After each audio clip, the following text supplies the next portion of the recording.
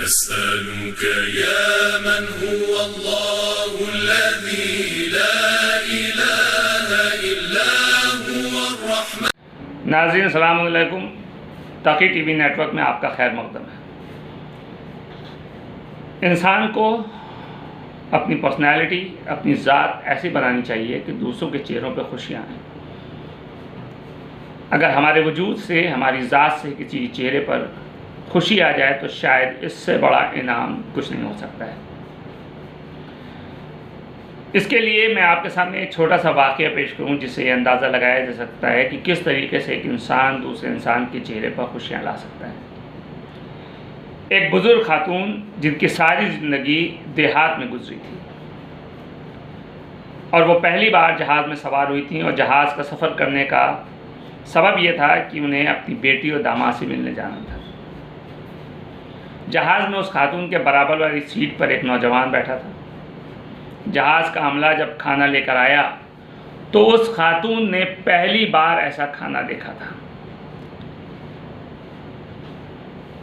वो खातून मखसूस tissue packet खोल करके चबाने लगी, लेकिन उसे जल्दी इस बात का एहसास हो गया कि शायद उससे कोई गलती हो गई है।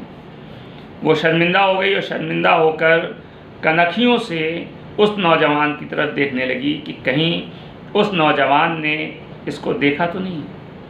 लेकिन उस नौजवान ने ये जाहिर नहीं किया कि उसने कुछ नहीं देखा। हालांकि उसने सब कुछ देखा था, लेकिन फिर भी उसने जाहिर नहीं किया कि उसने कुछ देखा। फिर थोड़ी देर के बाद ही उस नौजवान ने उस टिश्यू पेपर को उठाया और मुंह में डाला। जैसे उस टिश्यू पेपर को मुंह में डाला, वो खातून ज़ोर से हंसी और उस नौजवान को रोकने लगी। उस नौजवान ने उस खातून से कहा कि माँ जी, आपको जब पता था तो मुझे पहले क्यों नहीं बता दिया। वो खातून हंसते हुए बोली कि बेटा, मैंने भी इसे खाने वाली शय समझ करके मुंह में डाल लिया था। हालांकि वो नौजवान जानता था कि ये टिश्यू है।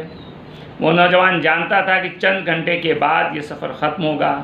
वो जानता था कि ये उम्र रसीदा खातून उनकी कुछ नहीं लगती, लेकिन फिर भी उस नौजवान ने इस मुख्तसर सफ़र में बुज़ुर्ग खातून की शर्मिंदगी को मिटा दिया,